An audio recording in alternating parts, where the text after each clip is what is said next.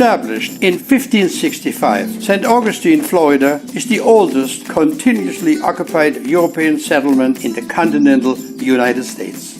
By the time the first English settlers arrived in Jamestown, Virginia, the Spanish in St. Augustine already had an organized community for almost 50 years. Join me in learning what made this territory so valuable to European superpowers and pirates alike, and how the Spanish were able to protect it for centuries.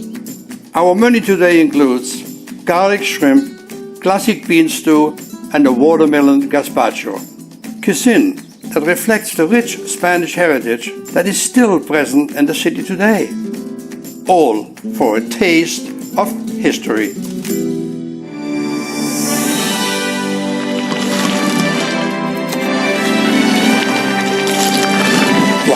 Spectacular.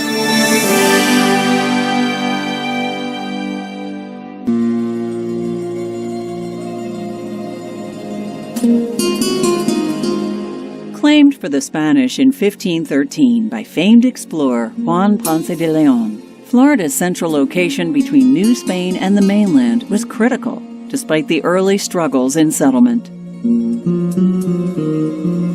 Strategically, Florida is very important in the defense of the treasure fleets.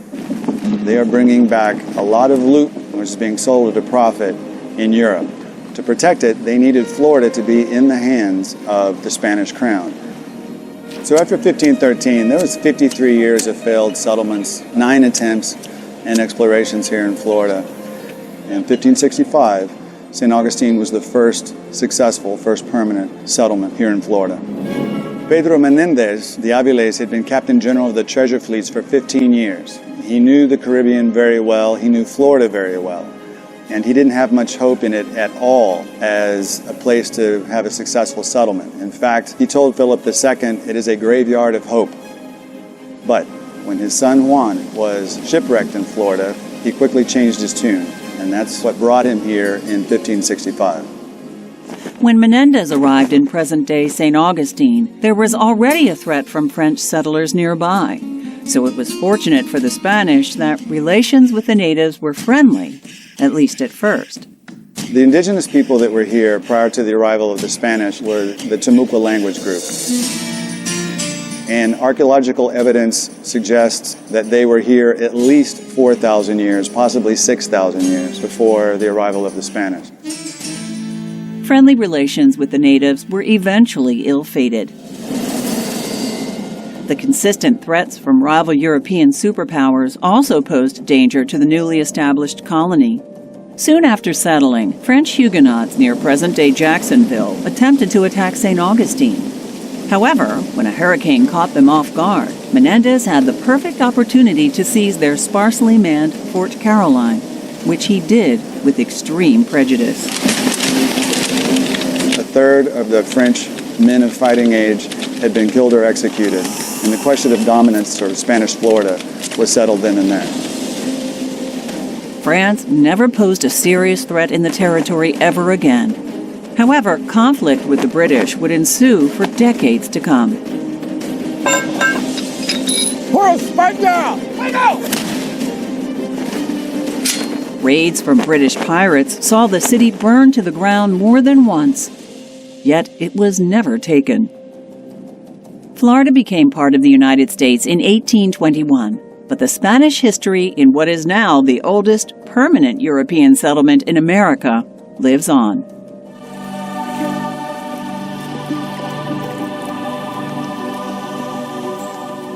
The pursuit of immortality is something that entices the imagination. For Juan Ponce de Leon, the legend of the search for the fountain of youth has become synonymous with his name, despite no hard evidence supporting this storied myth. But that won't stop me from looking.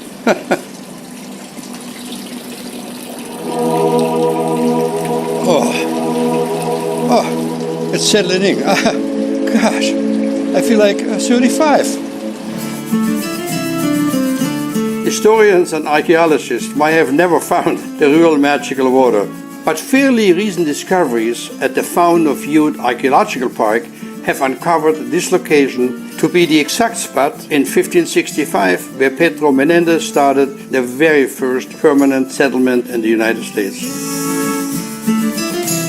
Chef, welcome to the Fountain of Youth Archaeological Park. My name is Daniel. Daniel, you have no idea how excited I am to be here. This is such an important site. The only thing I'm sorry about, it took me so long to get here, but I'm finally here. You're here and that's what matters. Yep.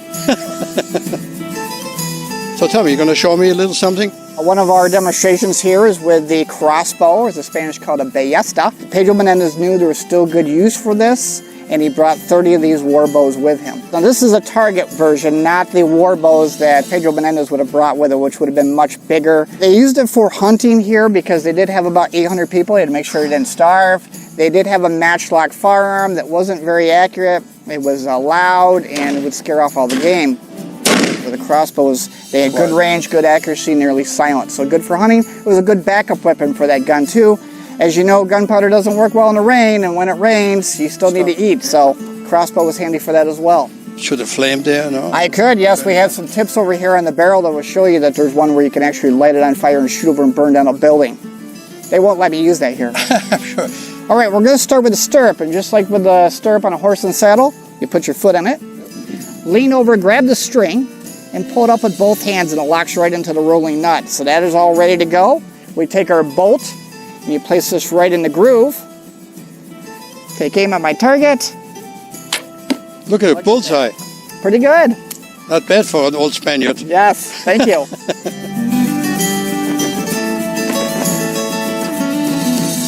The past 10 years, I've gotten so many requests for recipes for my show, A Taste of History. Well, now you can find my favorite recipes in the Taste of History cookbook.